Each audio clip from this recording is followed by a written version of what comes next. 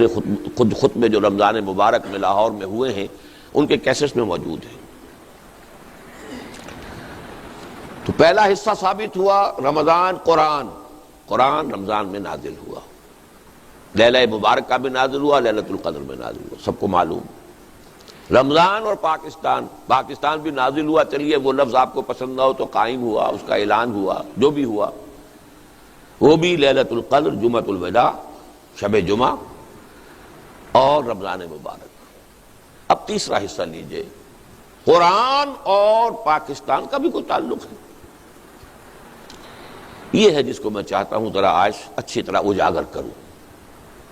بڑا گہرا تعلق ہے۔ ایک تعلق ہے اس 1000 سالہ تدبیر کے ساتھ۔ وہ تدبیر کیا تھی؟ قرآن مجید کے جو دور نبوی اور دور صحابہ میں اہم ترین شے تھا صحابہ کرام کے نزدیک، رفتہ رفتہ وہ امت مسلمہ کے ذہن سے، شعور سے پس منظر میں چلا گیا۔ زیادہ توجہات احادیث پر ہوئیں، اس لیے کہ احادیث سے احکام زیادہ نکلتے ہیں۔ قرآن میں تو نماز قائم کرو، یہ فرض کیجئے کہ 20 جگہ آ گیا ہو یا 70 جگہ آ گیا ہو، کیسے قائم کرو یہ تو قرآن میں نہیں ہے، یہ تو پھر حدیث سے ہے۔ تو سارا زور تو اب ہوا نا کہ حدیث کو سمجھو، اور حدیث سے آگے آ گئی فقہ۔ اسلامی حکومت قائم ہو گئی ہے تو اب فقہ سب سے اہم شے ہے، مقدمات کے فیصلے کرنے ہیں، معاملات طے کرنے ہیں۔ تو کچھ تو فطری اسباب تھے جس سے قرآن پس منظر میں چلا گیا، حدیث آگے، فقہ آگے، ہوتے ہوتے فقہ ہی فقہ رہ گئی۔ یہ تو حدیث بھی بہت عرصے کے بعد زندہ ہوئی ہے، اس سے تعلق جو ہے بہت عرصے کے بعد قائم ہوا ہے، ورنہ فقہ ہی فقہ۔ کچھ اسباب اور بھی تھے۔ قرآن کی تعلیمات کے بعض پہلو اصحاب اقتدار کو پسند نہیں تھے، باقاعدہ بھی کوشش ہوئی کہ اس کو پیچھے ہی رکھا جائے، بس پڑھ لیا کرو، ثواب حاصل کر لیا کرو، پڑھ کر سمجھنے لگو گے تو ہماری شامت آ جائے گی۔ جیسے حضرت ابو ہریرہ نے کہا تھا رضی اللہ تعالی عنہ، اور ابھی تو یہ دور جو ہے صحابہ کا دور چل رہا ہے، ابو ہریرہ صحابی ہیں لیکن حکومت تو بنو امیہ کی ہے نا، اب وہ خلافت راشدہ تو ختم ہو گئی نا، اس حکومت میں تو حادثہ فاجعہ کربلا کا بھی ہو چکا ہے، واقعہ حرہ ہو چکا ہے، مدینے کی جان اور عصمتیں حلال کر دی گئی 3 دن کے لیے، جس طرح چاہو لوٹو۔ لوٹنے والے بھی مسلمان تھے، کلمہ گو تھے۔ مدینے کے اندر بغاوت کے جراثیم ہیں، کچل دو۔ جو کچھ ایسٹ پاکستان میں مسلمان فوج نے کیا تھا، جو کچھ کشمیر میں ہندو فوج کر رہی ہے، وہ اس وقت مسلمانوں نے، نام نہاد مسلمانوں نے مدینے کے رہنے والوں کے ساتھ کیا۔ اب ان حالات میں قرآن کی اصل تعلیم کھول کر تو اپنی گردن ہی کٹوانی ہوگی نا۔ لہذا بخاری کی روایت ہے حضرت ابو ہریرہ کی کہ مجھے میرے حبیب سے، محمد الرسول اللہ سے علم کے 2 برتن ملے ہیں۔ ایک برتن میں سے تو میں خوب بانٹ رہا ہوں، تقسیم کر رہا ہوں، طہارت کے مسائل، وضو کے مسائل، نماز کے مسائل، روزے کے مسائل، حج کے مسائل، عمرے کے مسائل۔ اس سے کسی حکومت کو اندیشہ نہیں، خطرہ نہیں، خوب بیان کرو۔ لیکن ایک دوسرا برتن جو ہے اس کا منہ بھی کھول دوں تو یہ گردن اڑا دی جائے گی۔ انہوں نے الفاظ بھی نہیں کہے، بس اشارہ کیا، پھر یہ ہو جائے گا۔ کیوں؟ حکمران کیسے ہونے چاہیے، مسلمانوں کے قائدین کیسے ہونے چاہیے، ان کی صفات کیا ہونی چاہیے، بیت المال کی کیا حرمت ہے، کیا اسے ذاتی عیاشیوں پہ صرف کیا جا سکتا ہے۔ یہ باتیں اگر ہم نے بیان کرنی شروع کر دیں، ذرا بیان کیجئے تو سعودی عرب میں بیان کریں گے تو گردن اڑ جائے گی۔ وہ تو آج بھی ہمارے سامنے نگاہ موجود ہے نا، نگاہوں کے سامنے۔ تو قرآن کچھ تو خود بخود پیچھے اور کچھ پیچھے کر دیا گیا۔ اب وقت کا مجھے احساس ہے، ورنہ میں واقعہ آپ کو سناتا۔ یہاں تک ہوا ہے شاہ جہان کے دربار میں عیسائیوں کا اور مسلمان علماء درباری علماء کا مناظرہ ہوا، پادریوں کا۔ اب ظاہر بات ہے کہ جو درباری عالم ہے وہ کوئی عام آدمی تو نہیں ہے، وہ تو رفتہ رفتہ ترقی کر کے بہت بڑی مشکل سے کوئی دربار میں پہنچتا تھا، کوئی ایرا غیرہ نتھو خیرہ کوئی ابھی جس نے پاس کیا سند لیے وہ تو نہیں پہنچ جائے۔ ان چوٹی کے علماء کا حال یہ تھا ہندوستان میں کہ ایک پادری نے ایک آیت قرآن کی پڑھی اور اس سے کوئی دلیل جو ہے قائم کرنی چاہیے اپنے حق میں۔ تمام علماء نے کہا یہ قرآن میں نہیں ہے آیت، یہ نہیں ہے، تو جھوٹ بول رہے ہو۔ انہوں نے کہا منگاؤ قرآن، قرآن کھول کر دکھایا، دیکھو یہ آیت ہے۔ یہ واقعات ہیں، بڑے تلخ واقعات۔ بہرحال یہ سمجھ لیجئے کہ قرآن حکیم سے امت کا جو بعد ہو گیا تقریباً 1000 سال میں، کہ یہاں تک نوبت پہنچ گئی، نوبت بئیں جا رسید۔ قرآن تو کام میں آتا ہے، فرنٹیئر میل کی سپیڈ سے قرآن پڑھو، اجی وہاں تو 20 منٹ میں تراویح ہو جاتی ہے، وہاں چلو بھاگ کر۔ یہ قرآن کے ساتھ حشر ہے جو ہم کر رہے ہیں۔ تو اس حوالے سے لیکن اب وہ دوسرے 1000 سال میں اس امت مسلمہ کا قرآن سے تجدید، تعلق کی تجدید کا عمل شروع ہوا ہے ہندوستان میں۔ شاہ ولی اللہ دہلوی، میری پوری کتاب اس موضوع پر موجود ہے، دعوت رجوع الی القرآن، رجوع الی القرآن، قرآن کی طرف رجوع کرنے کا عمل کب شروع ہوا، کیسے شروع ہوا، کیسے قرآن پس منظر میں گیا، وہ سارا فنومینا میں نے دعوت رجوع الی القرآن کا منظر اور پس منظر، دلائل اور حقائق اور شواہد کے ساتھ اس کتاب میں بیان کیا ہے۔ اس کا عمل شروع ہوا کب؟ شاہ ولی اللہ سے، ہندوستان میں۔ اس وقت تک قرآن مجید کا اردو میں تو کیا ترجمہ ہونا تھا، فارسی میں بھی نہیں تھا، فارسی کورٹ لینگویج تھی۔ شاہ ولی اللہ پہلا شخص ہے جس نے فارسی میں ترجمہ کیا، اور علماء ان کے خلاف اتنی زبردست شورش کر کے کھڑے ہو گئے، گویا کہ کفر کیا انہوں نے، ترجمہ کرتا ہے قرآن کا۔ سرحد سے پٹھان منگوا لیے گئے تھے قتل کرنے کے لیے، مسجد فتح پوری کے باہر کھڑے ہوئے تھے کہ جب نکلے گا یہ ولی اللہ اسے قتل کر دینا۔ لیکن ہوا یہ ہے کہ جب وہ نکلے ہیں تو کچھ ایسی ہیبت ان پر طاری ہوئی ہے، ہیبت حق استعین اللہ کی طرف سے، وہ ٹھٹر کے رہ گئے، کسی نے حملہ نہیں کیا، بچ گئے۔ یہ حالت، فارسی میں ترجمہ کیا، ان کے 2 بیٹوں نے اردو میں ترجمہ کیا، ان کے ایک بیٹے نے پہلی اردو میں تفسیر لکھی، شاہ عبدالعزیز دہلوی سب سے بڑے بیٹے تفسیر لکھ رہے، تفسیر عزیزی۔ شاہ عبدالقادر نے اردو میں ترجمہ کیا، با محاورہ اردو۔ شاہ رفیع الدین نے اردو میں ترجمہ کیا، لفظی اردو۔ یہ عمل یہاں سے شروع ہوا بہت زوردار انداز میں۔ اس کے بعد آگے ذرا اس بات کو پھر میں آگے چلاؤں گا، اب میں تفصیل میں نہیں جا سکتا ان چیزوں کی بھی۔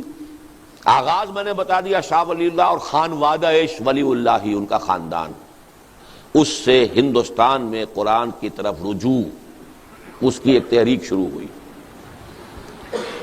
وہ ہیں 18ویں صدی کے آدمی، 1702 کی پیدائش ہے اور 1762 یا 63 کا انتقال ہے۔ جو جنگ تھی تیسری، پانی پت کی تیسری جنگ، اس کے بعد انتقال ہوا ہے۔ اور وہ جنگ ہوئی بھی تھی کہ انہوں نے بلایا تھا احمد شاہ ابدالی کو کہ مرہٹہ طوفان جو اس وقت ہندوستان میں ہے، ہندوستان میں کوئی مسلمان ایسا نہیں ہے طاقتور، کوئی راجہ یا نواب یا کوئی اور عسکری قوت ایسی نہیں ہے کہ جو اب ان مرہٹوں کا مقابلہ کر سکے، تمہیں آنا چاہیے۔ تب وہ آیا تھا، پانی پت کی تیسری جنگ۔ لیکن جو دعوت رجوع القرآن کا سلسلہ شروع ہوا ہے، اس میں پھر 19ویں صدی میں کیا کام ہوا، اب میں اس تفصیل میں نہیں جا سکتا، جسے شوق ہے میری کتاب پڑھے۔ 20ویں صدی میں یہ کام 2 زبردست آدمیوں نے شروع کیا ہے ہندوستان میں، جن میں سے سب سے اہم اقبال۔ میری کتاب ہے علامہ اقبال اور ہم، اس میں میں نے 4 چیزیں واضح کی ہیں۔ رومی ثانی اقبال ہے۔ مولانا رومی کی مثنوی کے بارے میں یہ کہا، کسی نے کہا، بہت اونچے شاعر نے کہا، مثنوی مولوی معنوی ہست قرآن، در زبان پہلوی، قرآن کی تعبیر، اس کے بڑے غامض حقائق کی تعبیر فارسی شعر کے پیرائے میں یہ مثنوی ہے۔ اور یہی بات اقبال کے بارے میں جلندر کے ایک فارسی شاعر گرامی جلندری نے کہی ہے، در دیدہ مانی نگراں حضرت اقبال، پیغمبری کرد و پیمبر نہ تواں شد۔ جو لوگ حقائق سے واقف ہیں ان کی نگاہوں میں تو اقبال کا مقام یہ ہے کہ اس نے پیغمبری کی ہے، بھائی مانا کہ قرآن کی، اب پیغمبر اس معنی میں تو کوئی نہیں آئے گا، لیکن یہ کہ پیغمبر نہ تواں گفت، کہا نہیں جا سکتا انہیں پیغمبر، لیکن جو کام پیغمبروں کا ہے یا مجددین کا ہے وہ انہوں نے کیا ہے۔ بہرحال میرے نزدیک عظمت قرآن کا سب سے بڑا نشان اس صدی میں، اس دور میں اقبال ہے۔ اگر کوئی مولوی بیچارہ عالم دین قرآن کی مدح کرے، قرآن کی تعریف کرے تو ٹھیک ہے، اس نے تو ساری عمر اسی میں بتائی ہے، یہی پڑھا ہے، لیکن جس نے کہ کالج میں تعلیم حاصل کی، مشن سکول میں پہلے تعلیم حاصل کی، پھر مشن کالج میں کی، پھر گورنمنٹ کالج لاہور میں کی، پھر وہ گیا ہے انگلینڈ گیا ہے، پھر جرمنی گیا ہے، مشرق اور مغرب کے فلسفے کھنگال کر، اور اب قرآن کی عظمت کا اقرار کر رہا ہے، تو زمین و آسمان کا فرق ہو گیا۔ نہ کہیں جہاں میں اما ملی جو اما ملی تو کہاں ملی میرے جرم خادہ خراب کو تیرے عفو بندہ نواز میں۔ اس کا کلیم یہ ہے کہ میرے سارے فکر کا منبع اور سرچشمہ قرآن ہے۔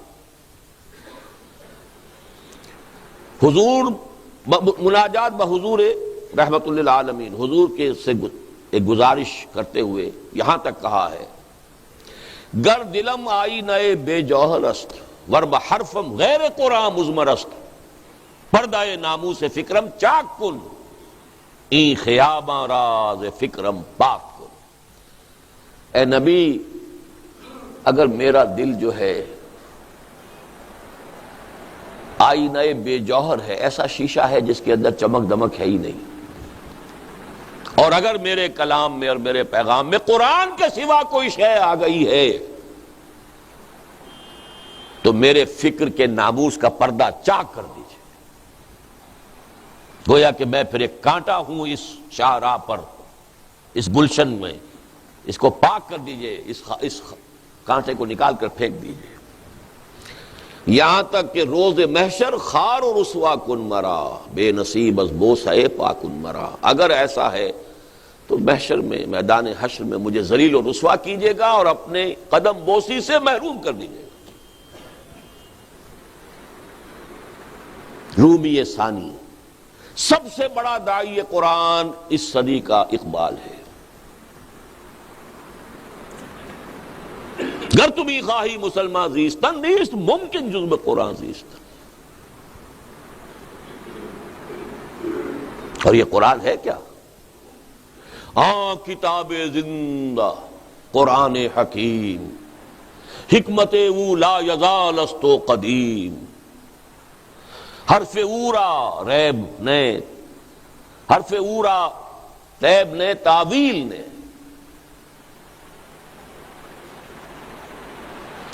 آیت شرمندہ تاویل نے، چو بجاں در رفت جاں دیگر شود، جاں چو دیگر شد جہاں دیگر شود۔ مجھے تو کہیں نہیں ملا، 65واں عمر مکمل، سال مکمل ہو رہا میری عمر کا، مجھے کہیں اور عظمت قرآن کا یہ بیان نہیں ملا، کہیں نہیں ملا۔ اگرچہ داعی قرآن کی حیثیت سے اس صدی کے آغاز میں ابوالکلام آزاد کا نام بھی لیتا ہوں، اس میں کوئی شک نہیں، انہوں نے نثر کی کیفیت میں قرآن کی عظمت کا بھی بیان کیا ہے، لیکن اقبال کے آس پاس پہ نہیں پہنچے۔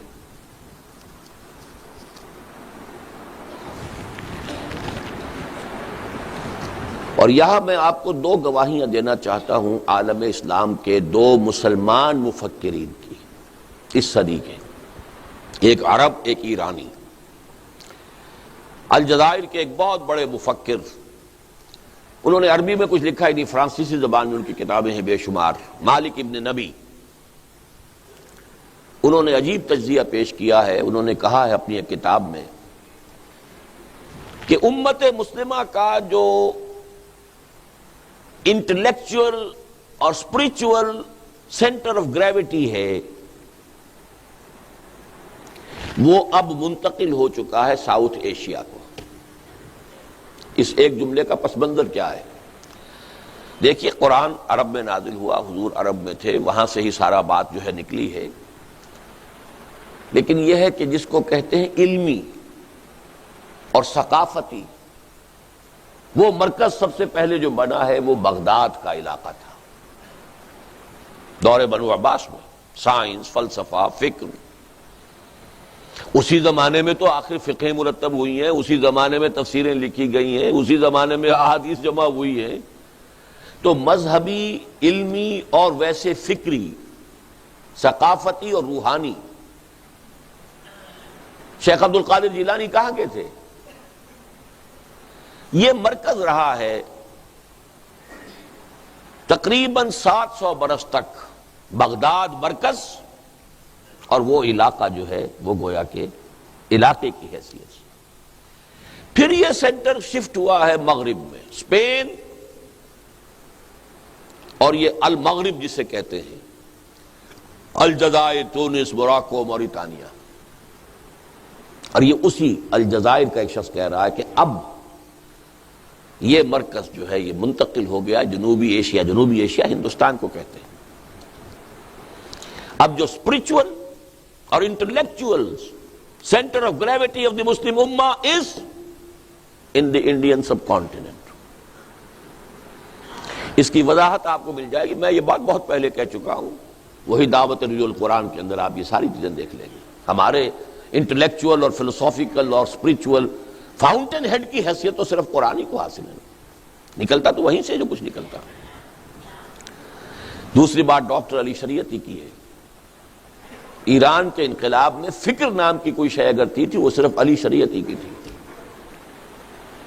وہ تو بہت ینگ ایج میں اس کو بادشاہ نے شہید کروا دیا تھا۔ اس کے بہت عرصے کے بعد پھر یہ علماء کی ایک جو ہوئی ہے اپرائزنگ ہوئی ہے، اس سے انقلاب آیا ہے، اور اس کے پیچھے کوئی فکر نہیں تھا۔ فکر اگر تھا کسی درجے میں تو علی شریعتی کے تھا، ورنہ خود آیت اللہ خمینی کو مفکر نہیں تھے۔ ان کی تصنیفات ایسی ہیں جیسے مولویوں کی تصنیفات ہوتی ہیں، اور کٹر جیسا شیعہ مولوی لکھے گا وہی چیزیں انہوں نے اس میں لکھی ہوئی ہیں۔ انقلابی کوئی فکر نہیں، یہ تو علماء کی ایک اپرائزنگ تھی، جیسے اب طالبان کی ہے افغانستان میں۔ کٹر حنفی قدامت پسند علماء ہیں،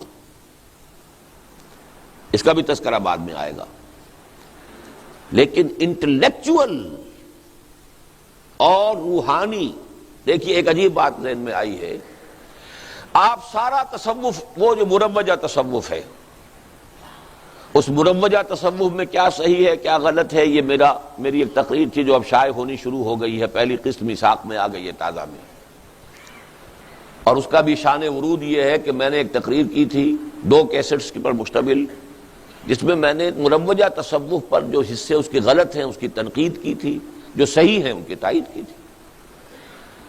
ایک حلقہ ہے وہ تنظیم الاخوان، مولانا محمد اکرم اعوان صاحب ان کے مرشد ہیں اور بہت سے ان کے جو ہیں وہ مرید ہیں، تو الریاض سعودی عرب کا جو کیپٹل ہے وہاں جو الاخوان کے لوگ تھے انہوں نے میرے اس کیسٹ میں سے تنقیدی حصے نکال دیے، تعریفی حصے جمع کر کے میرے نام سے میرا کیسٹ چلا دیا۔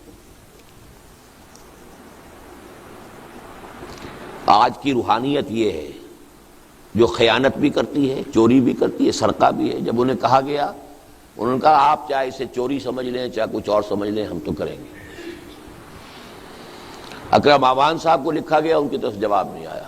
اب ہم نے یہ کیا ہے مجبوراً کہ وہ پوری تقریر شائع کر رہے ہیں، جو کچھ انہوں نے بھی کیسٹ میں رہنے دیا ہے وہ بھی، اور جو تھا وہ بھی، اور جو انہوں نے کاٹ دیا اس کو ذرا بولڈ کیا ہے تاکہ لوگوں کو معلوم ہو جائے کہ کیا کیا اس میں سے انہوں نے نکالا ہے۔ بہرحال جو بھی مروجہ تصوف ہے، اس وقت میں اس تفصیل میں نہیں جا رہا، وہ پہلی قسط اس کی شاید 3 میں مکمل ہو سکے گا بہت، کیونکہ 2 قسطوں پر مشتمل میری تقریر تھی وہ، لیکن اس کا پہلا آ گیا ہے تازہ میثاق میں۔ لیکن مروجہ تصوف میں ایک بات آپ کو نظر آئے گی، سارا ہندوستان میں تصوف باہر سے آیا۔ کہاں سے چلے آ رہے ہیں؟ شیخ علی حجویری، کہاں سے چلے آ رہے ہیں؟ معین الدین چشتی، کہاں سے آ رہے ہیں؟ لیکن الف ثانی میں الٹی گنگا بہی، سلسلہ نقشبندیہ مجددہ یہاں سے چل کر اور پورے عالم اسلام میں، عالم عرب میں تو نہیں گیا ہے، افغانستان، پورا ترکستان، ترکی تک پوری بیلٹ، اسی میں تھے امام شامل، اسی میں ہے یہ چچنیا کے مجاہدین. اس لیے کہ یہ تصوف جو ہے یہ بہرحال جتنے بھی چیزیں مروج ہیں ان میں اقرب الی الکتاب والسنہ، اگرچہ اب وہ بھی بہت گڑبڑ ہو چکی ہے. اس کی جو ایک ریلائسنس ہو رہی ہے امریکہ میں، ایک حلقہ بنا ہے نقشبندیہ کا، وہ بہت غلط رخ پر جا رہے ہیں. وہ تو یہ ہے کہ زاغوں کے تصرف میں عقابوں کے نشے من. لیکن یہ آپ کو معلوم ہونا چاہیے کہ الف ثانی میں ایک سلسلہ تصوف روحانیت کا بھی ہندوستان سے نکل کر پھیلا ہے باہر. پہلے وہ آ رہا تھا باہر سے ہندوستان کی طرف. اسی طرح فکر، اقبال مفکر اعظم صدی کا، ہندوستان کا، پاکستان میں دفن، لاہور میں دفن. یہ جو اقبال نے قرآن مجید کی خدمت کی یا اس کی للکار مسلمانوں کی دی، کس قدر پیارے الفاظ ہیں. صاحب قرآن و بے ذوق طلب، العجب ثم العجب ثم العجب. قرآن کی حامل قوم ہو اور ایسی سست ہوئی بیٹھی ہو اور ایسی پڑی ہوئی ہو زمین پر، اور ایسے ہی جیسے کہا گیا کہ تم شبنم کی طرح زمین پر پڑے ہوئے ہو اور دشمن تمہیں اپنے پاؤں تلے روند رہے ہیں. اے چو شبنم بر زمیں افتندئی، در بغل داری کتاب زندئی. وہ کتاب زندہ اب بھی موجود ہے تمہارے پاس، لیکن تم نے اسے اٹھا کر رکھ دیا ہے جزدانوں میں بند کر کے. پڑھتے ہو تو حصول ثواب اور ایصال ثواب اللہ اللہ خیر صلی اللہ بآیات اشترا کار جزی نیست کہ از یاسین او آساں بمیری. عالم نزا کی سختیوں کو ہلکا کرنے کے لیے یاسین سنا دو بس. اے کہ می نازیب قرآن عظیم، تاک و جا در حجرہا باسی مقیم. اے قرآن کی حامل قوم، کب تک حجروں کے اندر بیٹھے رہو گے؟ در جہاں اسرار دیرا فاش کن، نقطۂ شرع مبینہ فاش کن. پوری دنیا میں دین کے اسرار کو عام کرو، اور دین متین اور شرع متین کے جو اصل نکات ہیں، جو اصل حقیقت ہے، جس کی بنا پر یہ رحمت للعالمین، اللہ حضور کی رحمت للعالمینی کا سب سے بڑا مظہر ہے، اسے عام کرو. نکل کر خانقاہوں سے ادا کر رسم شبگیری. یہ ساری للکاریں آپ نے سنی، کسی اور کے ہاں سنی؟ قرآن کے حوالے سے کہہ رہا ہوں. باقی کسی اور حوالے سے کوئی قومی مسئلہ ہے، کوئی سیاسی مسئلہ ہے، پاکستان کا مطلب کیا، لا الہ الا اللہ، یہ چیزیں اور ہیں. قرآن کو مرکز بنا کر، محور بنا کر، جو حضور کی دعوت اور تحریک کا مرکز و محور تھا، یتلو علیہم آیاتہ ویزکیہم ویعلمہم الکتاب والحکمہ، یہ بیسک میتھوڈالوجی تھی جو قرآن کے گرد گھوم رہی ہے. اس کی طرف دعوت دینے والا اقبال. اب اسی کو میں آگے لا رہا ہوں. وہی عمل ہے جو علامہ اقبال کے ایک ادنا اور ناچیز عقیدت مند بھی کہہ لیجئے، خوشہ چین بھی کہہ لیجئے، میں اپنا مقام اس سے زیادہ نہیں سمجھتا. اللہ نے اس کو توفیق دی. عوامی درس قرآن سن 65 سے جو میں نے شروع کیا ہے اپنا مشن لاہور میں، 2 تقریریں مسلمانوں پر قرآن مجید کے حقوق کے نام سے، ایک تحریر اسلام کی نشرت ثانیہ کرنے کا اصل کام کے عنوان سے، سن 67 یہاں سے کام شروع ہوا ہے. عوامی درس قرآن، نہ کسی فرقے سے تعلق، نہ سیاست سے تعلق، قرآن کا درس. اور 500 ہی نہیں، 700 آدمی جمع ہوتا رہا مسجد شہداء لاہور میں. ایک مرتبہ ایک کتاب تقسیم کی گئی تھی، تب گنتی ہو گئی کہ 700 نسخے لگے ہیں. پھر یہ کہ مرکزی انجمن خدام القرآن اور پھر اس کی شاخیں، انجمن خدام القرآن سندھ، انجمن خدام القرآن پنجاب، انجمن خدام القرآن فیصل آباد، انجمن خدام القرآن کوئٹہ، انجمن خدام القرآن پشاور، انجمن خدام القرآن اسلام آباد، society of the servants of Quran Chicago, society of the servants of Quran Toronto, بنتے رہے. پھر ان کے بطن سے اکیڈمیوں کا وجود ہوا، قرآن اکیڈمی لاہور، قرآن اکیڈمی کراچی، قرآن اکیڈمی ملتان، چوتھی جو ہے فیصل آباد میں بننے والی ہے۔ اس سے آگے قرآن کالج لاہور میں، قرآن کالج یہاں۔ یہ سب کیا ہے؟ یہ کسی تدبیر کا حصہ ہے۔ توفیق تو اللہ بندوں کو دیتا ہے، اپنی تدبیر امر بندوں کے ذریعے سے کراتا ہے پوری۔ تدبیر امر تو وہ ہے جو ہو رہی ہے۔